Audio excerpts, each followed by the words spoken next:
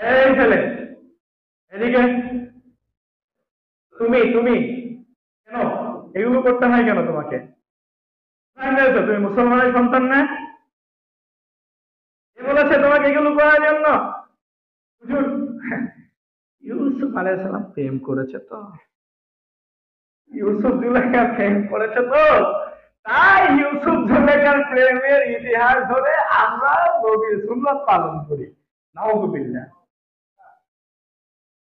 এই কথা মিথ্যা বললাম? এই কথা মিথ্যা? নাউযুবিল্লাহ বলেন না কেন? জোরে বলেন নাউযুবিল্লাহ। একজন নবীর উপরে মিথ্যা অপবাদ চাপানো হয়েছে, ছাড়া আর কিছুই না। আল্লাহর নবী ইউসুফ আলাইহিস সালাম সম্পর্কে আমাদের সমাজে যতটুকু বলা হয়, আমাদের সমাজের মানুষরা যতটুকু জানে, বিশ্বাস করুন তার অধিকাংশই বানোয়াট মিথ্যা। ইউসুফ আলাইহিস সালাম একজন সুদর্শন ব্যক্তি ছিলেন। আল্লাহ তাবারাকা ওয়া তাআলা পুরুষদের ভেতরে ইউসুফ আলাইহিস সালামের মতো করে এত সুন্দর মানুষ আর আল্লাহ বানাই নাই। ইউসুফ আলাইহিস সালাম তার মালিকের ঘরে গোলাম হিসেবে লালিত পালিত হচ্ছে, বড় হয়ে গেছে। ইউসুফ আলাইহিস সালামের মালিকের স্ত্রী তার প্রতি আসক্ত হয়ে গেছে। এত সুন্দর চেহারার অধিকারী ছিলেন তিনি। ইউসুফ আলাইহিস সালামের উপরে তার মালিকের স্ত্রীর আসক্তি ছিল। প্রেমের প্রস্তাব তার নিকটে বারংবার সে পেশ করেছিল। আমার আল্লাহ তাআলা ইউসুফ আলাইহিস সালামকে বড় পরীক্ষা নিতে চেয়েছিলেন। দুনিয়ার জমিনে যত নবী রাসূল এসেছে সবাইকে পরীক্ষা দিতে হয়েছে। এমনকি যত নবী রাসূল, সমস্ত বড় বড় নবী রাসূলদের জন্য আল্লাহ তাআলা বড় বড় পরীক্ষার ব্যবস্থা করেছেন। ইমান যত কম, পরীক্ষাও আপনার জীবনে তত কম হবে। যদি ইমান বেশি হয়ে যায় তাহলে পরীক্ষাও অনেক বড় দিতে হবে। আল্লাহর বান্দা জেনে রাখো, পরীক্ষা ছাড়া কখনোই সফলতা লাভ করা যায় না। আমার আল্লাহ তাবারaka ওয়া তাআলা দুনিয়ার জমিনে মানুষকে সফলতা দান করেছেন। দুনিয়ার যত মানুষকে তিনি উপরে উঠিয়েছেন সমস্ত মানুষকে পরীক্ষা করেছেন, এর পরেই তাকে সুউচ্চ মর্যাদা দান করে দিয়েছে। বিভিন্ন নবী রাসূলদের কাহিনী ইতিহাস আমরা সবাই জানি। মূসা আলাইহিস সালাম, তারপরে ইব্রাহিম আলাইহিস সালাম, নূহ আলাইহিস সালাম, নূহ আলাইহিস সালাম 900 বছর যাবত কওমকে দাওয়াত দিয়েছে। কয় বছর বলুন তো? 900 বছর দাওয়াত দিয়েছেন, 950 বছর বেঁচে ছিলেন। 900 বছর যাবত দাওয়াত দিয়েছেন কওমকে। এরপরেও মাত্র কয়েকজন হাতে গোনা মানুষ ঈমান এনেছে, বাকিরা সবাই তার প্রতি নির্যাতন করেছে। একদিন না, 2 দিন না, 1 মাস নয়, 2 মাস নয়, 1 বছর নয়, 2 বছর নয়, 900 বছর আওয়াজ দিয়া। এটা কি মনে করেন? মাত্র হাতে গোনা কয়জন ঈমান এনেছে, আর নির্যাতন, জুলুম, অত্যাচার সহ্য করতে হয়েছে। ইব্রাহিম আলাইহিস সালাম দাওয়াত নিয়ে গেছেন, তাকে আগুনে ফেলেছে, তাকে বিভিন্ন ভাবে অত্যাচার, নির্যাতন, বাড়ি ছাড়া করেছে। মূসা আলাইহিস সালামকে ফিরআউন এলাকা ছাড়া করেছে, অত্যাচার করেছে, বিভিন্ন নির্যাতন করেছে। জাকারিয়া আলাইহিস সালামকে নির্যাতন করেছে, হুদ আলাইহিস সালামকে নির্যাতন করেছে, লূত আলাইহিস সালামকে নির্যাতন করেছে, বনি ইসরাইল শত শত নবীকে হত্যা পর্যন্ত। কিছু বলার নেই। আল্লাহ তাআলা জাস্ট তাদেরকে স্টপ থাকতে বলেছেন, মুখটা বন্ধ রেখেছে, একদম মুখ বন্ধ, হত্যা করেছে, চুপ করে সহ্য করে আল্লাহর পানে পাড়ি জমাতে। পর্যন্ত ঈসা রূহুল্লাহ আলাইহিস সালাতু ওয়াস সালাম অত্যাচার, নির্যাতন, নিপীড়ন সহ্য করতে না পেরে এক পর্যায়ে আল্লাহ তাআলা তাকে উপরেই উঠিয়ে আমাদের নবী মুহাম্মদ সাল্লাল্লাহু আলাইহি ওয়াসাল্লাম তার নির্যাতনের কথা তো আমাদের আল্লাহর বান্দা শোনো, ঠিক তেমনি ভাবে ইউসুফ আলাইহিস সালাম আল্লাহ তাআলার একজন বড় পয়গম্বর ছিলেন। আল্লাহ তাবারকা ওয়া তাআলা তারে পরীক্ষা করতে চাইলেন, ব্যতিক্রমী পরীক্ষা। এই পরীক্ষা আমার আল্লাহ দ্বিতীয় কোন নবীকে করে নাই।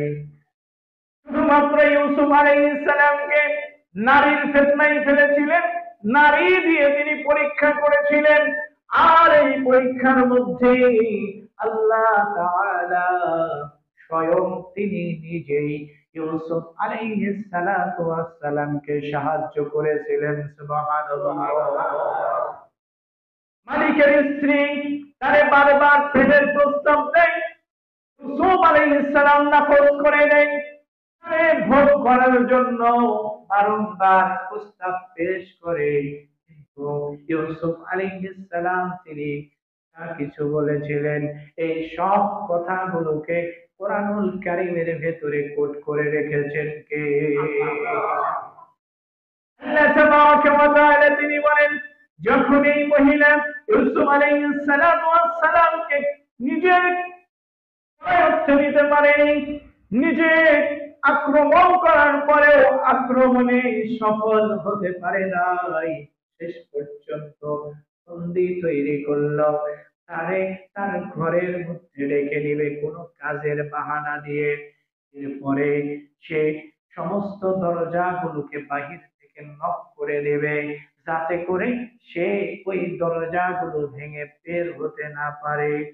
ইউসুফ আলাইহিস সালামকে প্ল্যান অনুযায়ী কাজ করা হলো, সমস্ত দরজাগুলো বন্ধ করে দেওয়া হলো। এরপরে সে বলল, ও ইউসুফ রে শোনো, এখন এইখানে দেখার মতো কেউ নাই, আমি চাই আমার মনের খায়েশ তুমি পূর্ণ করে যাও। ইউসুফ আলাইহিস সালাম তিনি বললেন, না না না, আমি আমার আল্লাহর নিকটে আশ্রয় চাই।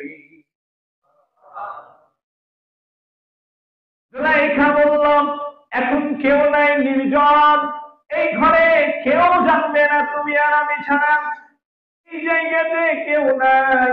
ও ইউসুফ রে, সারাটা জীবন ধরে তোমার জন্য অপেক্ষায় থেকেছি। ও ইউসুফ, আসো, আজকে আমার মনের বাসনা পূর্ণ করে দাও। আল্লাহ তাবারাকা ওয়া তাআলা তিনি বলেন, وغلقت الأبواب وقالت هيت لك قال معاذ الله। ওই জুলেখা তাকে ভেতরে নিল এবং তার দিকে আহ্বান করলো, সমস্ত দরজাগুলো বন্ধ করে দিল, সব প্রস্তুতি শেষ করে ফেললো। এরপরে সে ইউসুফের দিকে গেল, আর ইউসুফ আমি আল্লাহর নিকটে একটা কথা বলার পরে দরজার দিকে দৌড় দিয়ে চলে গেল।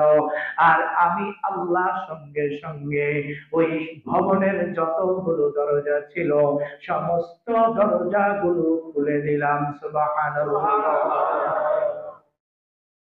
আল্লাহর বান্দা বান্দি শুনে নাও, কিভাবে তুমি ইউসুফ আলাইহিস সালাতু ওয়াস সালামের উপরে অপবাদ লাগাও।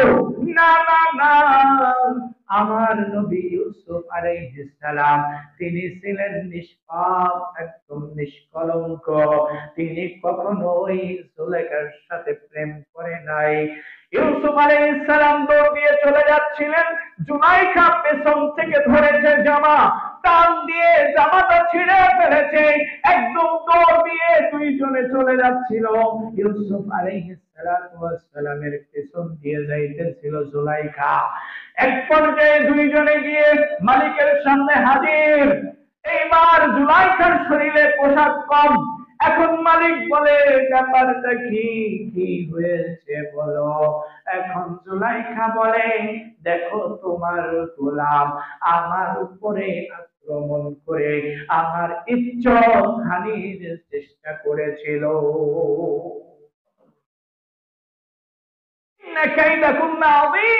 আরে মহিলাদের চক্রান্ত হলো মহা চক্রান্ত, বলেছেন কে? এরা যে কি জিনিস, মহিলা যে কি জিনিস এটা বোঝা কত কঠিন। গিরগিটির শরীরের রং পাল্টাইতে একটু সময় নেই, কিন্তু মহিলা এমন এক জাতি, এমন এক ষড়যন্ত্রকারী, এদের রং পাল্টাইতে, এদের সিদ্ধান্ত চেঞ্জ করতে মুহূর্ত সময় লাগে। তোমাকে যে কোনো সময় একদম ফাঁসাইয়া দিবে। এটা তুমি ইউসুফের নাম দিয়ে প্রেম করো, হ্যাঁ? ইউসুফকে চিনো তুমি? ইউসুফকে, তার চরিত্রের উপরে বিন্দু মাত্র কালেমা লেপন করা যায় না। এই ছেলে, তার মালিকের স্ত্রী দেখতেও কম ছিল না, তার মালিকের স্ত্রীর যৌবনও কম ছিল না, সৌন্দর্যের কোনো কমতি ছিল না। মিশরের তৎকালীন সময়কার সুন্দরী নারী ছিল, অথচ ইউসুফ আলাইহিস সালাম তাকে পাত্তা দেয় নাই। ইউসুফ আলাইহিস সালাম তাকে চাইলেই ভোগ করতে পারতেন, তিনি তাকে ভোগ করেন নাই। একমাত্র একজনের হয়ে, তিনি কে?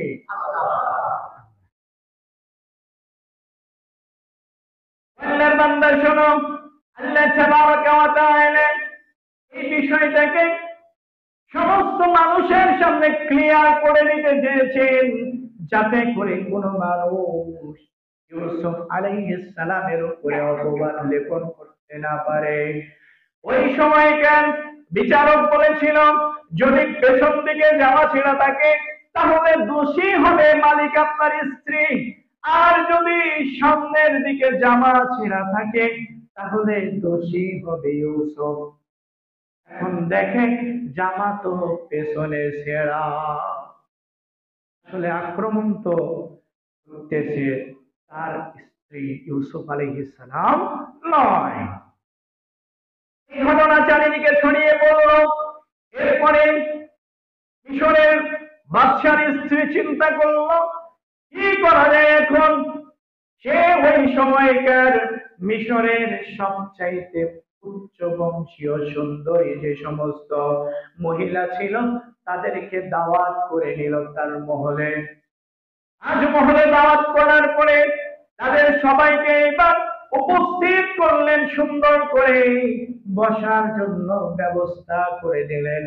এরপর তাদেরকে তিনি বললেন, দেখো, আমার সম্পর্কে তোমরা যে অপবাদ লাগাও শুনে রাখো, আমার ঘরে ইউসুফকে আমি 24 ঘন্টা দেখি, প্রত্যেকটা সেকেন্ডে, প্রত্যেকটা মুহূর্তে দেখি। এরপরেও আমি জুলাইখা যতটুকু ঠিক রয়েছে, এত দূর পর্যন্ত ধৈর্য তোমাদের কেউ ধরতে পারবে না। মিশরের মহিলারা শোনো, তোমরা যা শুনেছ, আমি মিশরের আজিজের স্ত্রী, আমি ইউসুফকে চেয়েছি আমার নিকটে, এইটা কতটুকু অন্যায় হয়েছে এইবার নিজেরা তোমরা চিন্তা করে দেখবে। শোনো, ইউসুফ এমন এক সুন্দর যুবক, এমন এক ঝকঝকে যুবক, যাকে দেখলে যে কোনো মহিলা পাগল পারা হয়ে যাবে। আমি জুলাইখা একদিন নয়, 2 দিন নয়, তাকে আমি বৎসরের পর বৎসর ধরে দেখতেছি, কিন্তু এখন পর্যন্ত তাকে আমি কাবু করতে পারি নাই। তবে আজকে আমি সিদ্ধান্ত নিতেছি, হয় ইউসুফ আমার কন্ট্রোলে আসবে, নয়তো বা তাকে আমি জেলখানায় করব। এরপরে তিনি বললেন, ঠিক আছে, তাদের সাথে গল্পে বসে রয়েছে। এমন সময় তাদেরকে দেওয়া হয়েছে ফল খাবারের জন্য। প্রত্যেকটা ব্যক্তিকে, প্রত্যেকটা নারীর হাতে একটা করে চাকু দেওয়া হয়েছে ফলগুলো কাটার জন্য। এমন সময় ওই মিশরের সব নারীগুলো ওই চাকুটা দিয়ে ফলটা কাটতেছিল হাতের মধ্যে ধরে। যখন ফলে তারা চাকু লাগিয়েছে, ঠিক এমন মুহূর্তে জুলাইখা ইউসুফ আলাইহিস সালাতু ওয়াস সালামকে ডাক দিলেন ভেতর থেকে। ইউসুফ আলাইহিস সালাতু ওয়াস সালাম তিনি বের হলেন, আর সুন্দর করে মাথাটা নিচা করে চোখটা নিচের দিকে দিয়ে ওই রুমের এই পাশের দরজা থেকে বের হয়ে অপর পাশের দরজা দিয়ে বের হয়ে গেছে। আর এই মুহূর্তে মিশরের সমস্ত নারীরা তাদের ফলগুলো কেটেছে তো কেটেছে, সঙ্গে নিজের আঙ্গুল কেটে রক্ত বয়ে দিয়েছে। যদি আমার আল্লাহ ইউসুফ আলাইহিস সালামকে ছিলেন, মা আয়েশা সিদ্দিকা রাদিয়াল্লাহু তাআলা আনহা তিনি বলেন, ও মক্কাবাসী, ও পৃথিবীর নারীরা শুনে রাখো, বলো তো তোমাদের ঘরে, তোমাদের এলাকায়, তোমাদের বাড়িতে চাঁদ উঠে, সূর্য উঠে কোন সময়? তারা বলেছিল সূর্য তো উঠে সকাল বেলায়, সকাল ভোর যখন হয় তখন পূর্ব দিক থেকে সূর্য উদিত হয়। আর আয়েশা সিদ্দিকা রাদিয়াল্লাহু তাআলা আনহা তিনি বলেছিলেন, শোনো সমস্ত মক্কার মেয়েরা শুনে রাখো, আমি আয়েশার ঘরে কখন সূর্য উদিত হয় তোমরা কি জানো? তারা বলেছিল না। তিনি বলেছিলেন, শুনে রাখো, যখন মুহাম্মদুর রাসূলুল্লাহ সাল্লাল্লাহু আলাইহি ওয়াসাল্লাম আমি আয়েশার ঘরে প্রবেশ করে সঙ্গে সঙ্গে আমার মনে হয় আমার ঘরে দিনের সূর্যের চাইতে প্রখর সূর্য উঠে গেছে। আল্লাহু আকবার। আমার নবী এত সুন্দর ছিলেন, আমার নবী এত উজ্জ্বল ছিলেন, আমার নবীর সৌন্দর্যের বর্ণনা দিয়ে শেষ করা যাবে না। আল্লাহু আকবার। ইউসুফ আলাইহিস সালাতু ওয়াস সালামের চাইতেও সুন্দর করে বানিয়েছিলেন আমার নবী মুহাম্মদ সাল্লাল্লাহু আলাইহি ওয়াসাল্লামকে একজন, তিনি কে? আল্লাহ। তিনি বলেছিলেন, মিশরের নারীরা ইউসুফ আলাইহিস সালামকে দেখে হাত কেটেছিল, আর আমার নবী মুহাম্মদ সাল্লাল্লাহু আলাইহি ওয়াসাল্লামকে তারা যদি দেখতো, এই সময় যদি তাদের বুক ফেড়ে কলিজা বের করা হতো, তাহলে মিশরের মহিলারা বলতে পারতো না কি ঘটে গেল। এমন সুন্দর যদি আমার নবীকে আল্লাহ। এই কথা বলছিলাম, লম্বা আলোচনা, সংক্ষেপ করছি, সময় অতীব সংক্ষিপ্ত। বিগত সময় বলা উচিত ছিল, কিন্তু জাফলং, সিলেটের জাফলং খুতবা দিয়েছিলাম, আলহামদুলিল্লাহ এখানে খুতবার সুযোগ হয়েছিল, যার কারণে আপনাদের মাঝে উপস্থিত ছিলাম না। তার আগের জুমাতেও একজন মেহমান এসেছিল, আপনারা জানেন, যার কারণে আলোচনা হয়নি। আজকে যেহেতু 14ই ফেব্রুয়ারি, তো ভ্যালেন্টাইন্স ডে, তোমাকে বলছি দেখো, ভ্যালেন্টাইন্স ডে সম্পর্কে তুমি কতটুকু জানো? কতটুকু জানো? সেন্ট ভ্যালেন্টাইন্স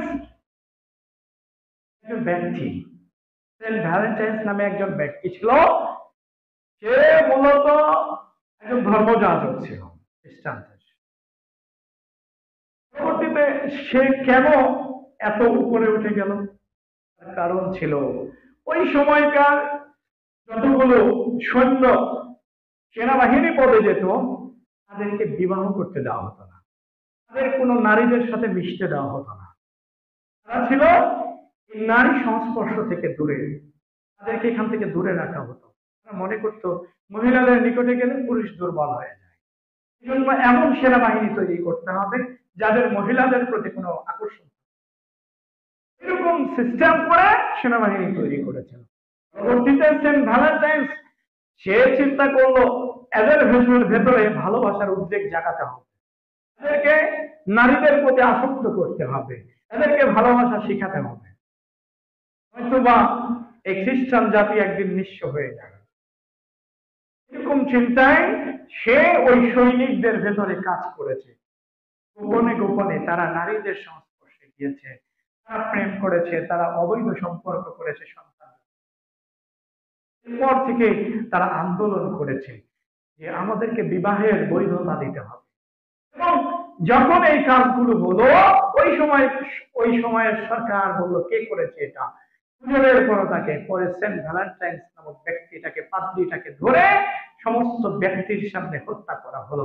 এরপর থেকে সেন্ট ভ্যালেন্টাইন্স নামে এই 14ই ফেব্রুয়ারিকে ভ্যালেন্টাইন্স ডে হিসেবে পালিত হয়।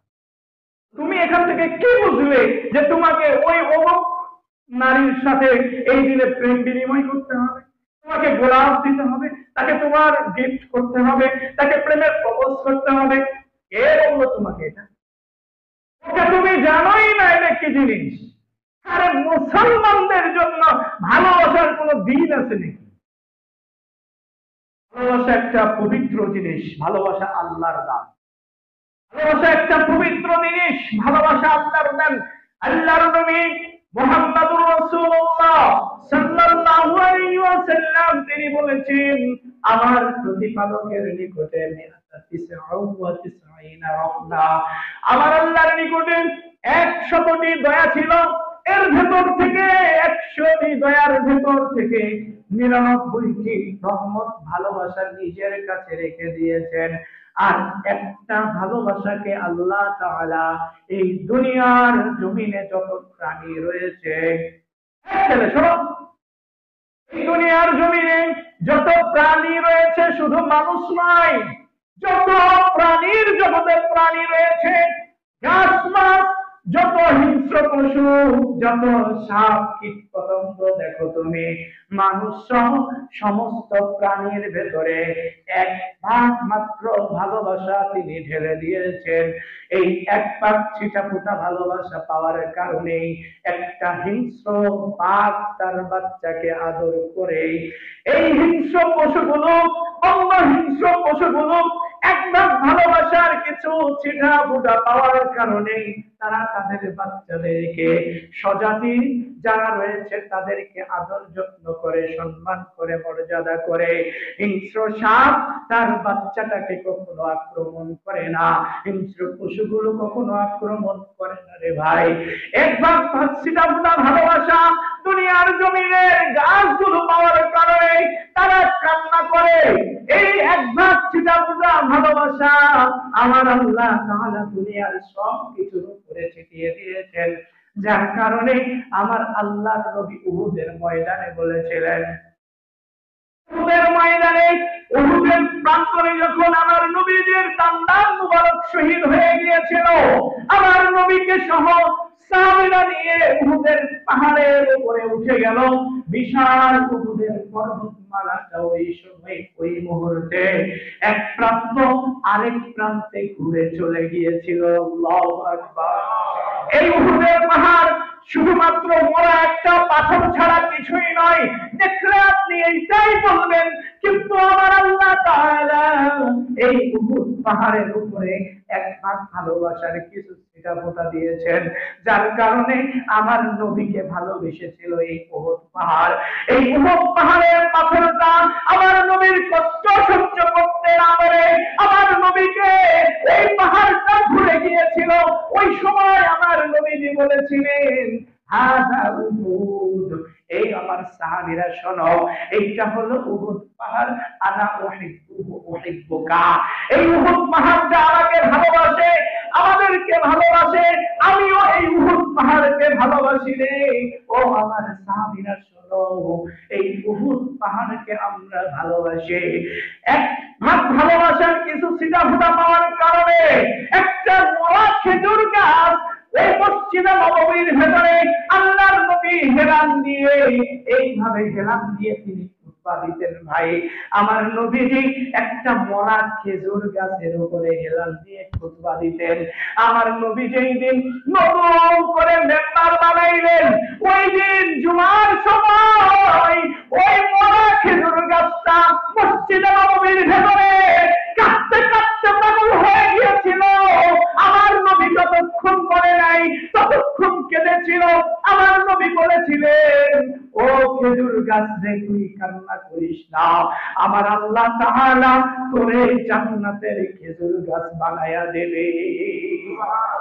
ও ভাই, তোমার ভালোবাসার উদাহরণ কেমনে দেখাই দেখো। একদম ভালোবাসার কারণে, এক ভাগ ভালোবাসার কিছু ছিটাফোঁটা পাওয়ার কারণে একটা মা তার ছোট্ট বাচ্চাটাকে কত জ্বালা যন্ত্রণা করে, এরপরে ওই মাটা তার বাচ্চাটাকে আদর করে বুকে টেনে নেয়। বিশ্বাস করো, এই দুনিয়ার জমিনে কোন মানুষ যদি কোনো কারণে মানুষকে হত্যা করত, ছোট্ট বাচ্চাকে হত্যা করত, তাহলে একজন মা তার বাচ্চাটাকে সর্বপ্রথম এই ভালোবাসা না পাইলে তার মা তার বাচ্চাকে হত্যা করত। একটা ছোট্ট বাচ্চা একটা বাবা মাকে কতটা জ্বালাতন করে, একজন বাবা মা যে হয় নাই সে বলতে পারবে না, ঠিক কিনা? একটা ছোট্ট বাচ্চা তার বাবা মাকে কতটা জ্বালাতন করে, অত্যাচার করে, কতটা জেদ করে, এইটা যে পিতা মাতা হয়েছে সে বলতে পারে। তুমি বিশ্বাস করো আমার আল্লাহ তাআলা একবার মাত্র ভালোবাসা এই দুনিয়ার জমিনে ছড়াইয়া ছিটাইয়া দিয়েছে রে ভাই। গাছপালা, প্রাণী জগৎ সমস্ত কিছু এই ভাগ থেকে একটু পেয়েছে, এই মানুষগুলো একটু ছিটা ফোটা পেয়েছে। আমার মনে হয় আমার আল্লাহ যদি একটু ভালোবাসার মাত্রা বাড়াইয়া দিত, তাহলে এই নারী পুরুষ গুলো এরা মনে হয় দুনিয়ার জমিনটাকে গলদ করে দিত।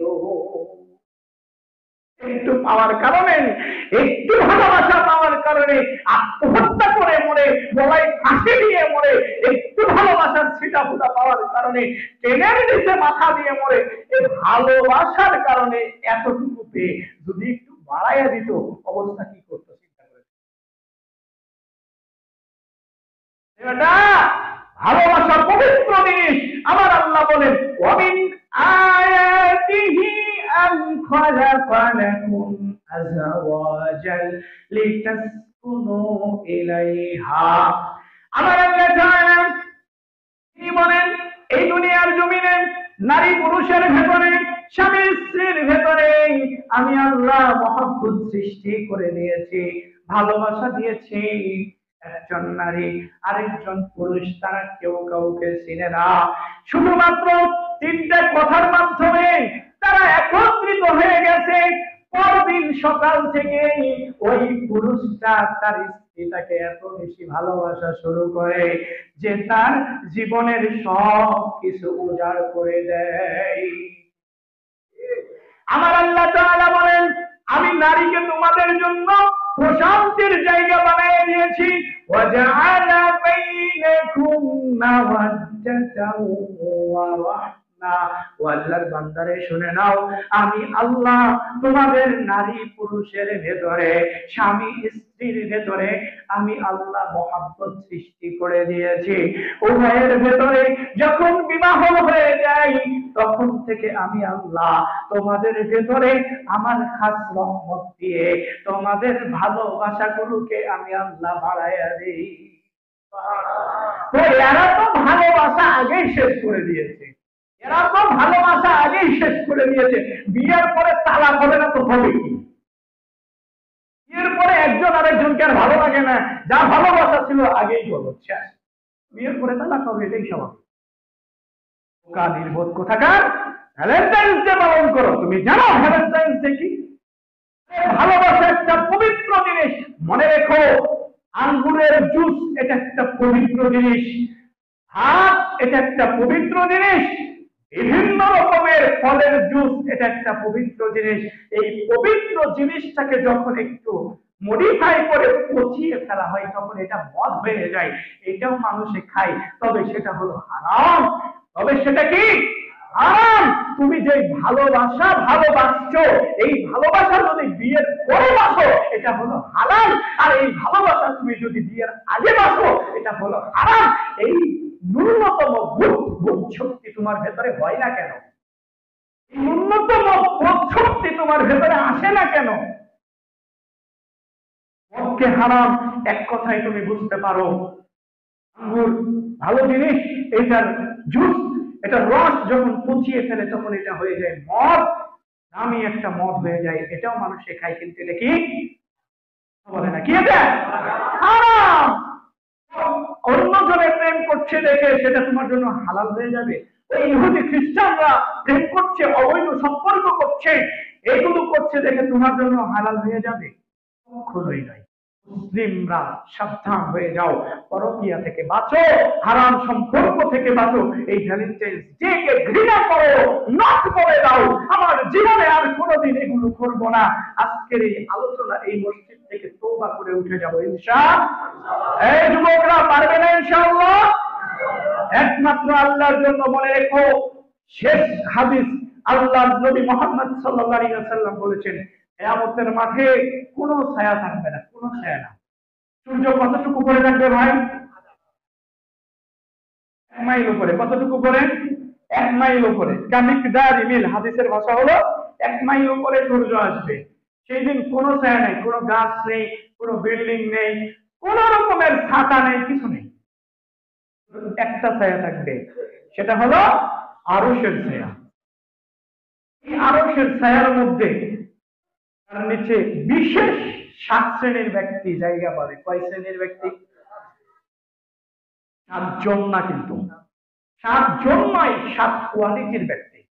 এই কোয়ালিটি যাদের ভেতরে থাকবে, আল্লাহ তাআলা তাদেরকে ওই জায়গাতে জায়গা দেবেন। এর মধ্যে একজন ব্যক্তি হলো ওয়ারাজুলুন তাহাব্বাতান ফিল্লাহ, যেই মানুষগুলো অন্যজনকে ভালোবেসেছে একমাত্র আল্লাহর জন্য। কার জন্য? আল্লাহর জন্য। ভালো মানুষ, আলেম মানুষ, ওনাকে দেখে ভালো লাগে, কোরআনের কথা বলে, হাদিসের কথা বলে, আমাদের ইমাম সাহেব, ওনাকে ভালো লাগে। এই যে ভালোবাসা, হাদিয়া তোহফা নিয়ে যাই, বিভিন্ন সময় কথা বলি, তার কাছ থেকে দিক নির্দেশনা দিই, ভালোবাসা। লোকটা, ওই গ্রামের ওই মানুষটা, ওই ধরেন রাজশাহীর আব্দুর রাজ্জাক বিন ইউসুফ সাহেব, তাকে আমার খুব ভালো লাগে। একজন ভালো মানুষ, পরহেজগার মানুষ, কথাগুলো খুবই ভালো লাগে, মানুষকে দিনের কথা বলে, তাকে আমার খুবই ভালোবাসে। আমি তাকে ভালোবাসি একমাত্র আল্লাহর সন্তুষ্টির জন্য। মাঝে মধ্যে যাই, দেখা করি, হাদিয়া তোহফা দিই, এগুলো আলাদা জিনিস। তবে ভালোবাসি কার জন্য? এই ভালোবাসা, এটা একটা ভালোবাসা। মহিলাকে ভালোবাসা, এটা ভালোবাসা নয়। ওই নারীকে ভালোবাসা, এটা তোমার জন্য ভালোবাসা হারাম। তোমার বন্ধু এইরকম বন্ধু বানাও, যে বন্ধুকে তুমি ভালোবাসো একমাত্র আল্লাহর জন্য। তুমি বিশ্বাস করো, আল্লাহর নবী বলেছেন, এই ব্যক্তিদেরকে আল্লাহ তাআলা কিয়ামতের মাঠে ডাক দিবেন, কোথায়? আইনা তাহাব্বুন, কোথায় তোমরা আমাকে যারা ভালোবেসেছিলে, আমার ভালোবাসার কারণে আমার জন্য একে অন্যের মধ্যে ভালোবাসা স্থাপন করেছো, কই তোমরা আসো? এই যে আমার আরশের ছায়া, এখানে তোমরা আসো। তাই গেল, এই যে তোমার আসন আমি ঠিক করে রেখেছি, এখানে বসো, এখানে থাকো। সুবহানাল্লাহ। এটা হলো নিরাপত্তা, এটা হলো বিশেষ সম্মান, এটা হলো বিশেষ মর্যাদা। অতএব ভালোবাসবেন একজনকে, তিনি কে বলুন তো? আল্লাহ। আসুন আমরা আজকের আলোচনা থেকে শিক্ষা গ্রহণ করি। আল্লাহ আমাদের তৌফিক দান করুন।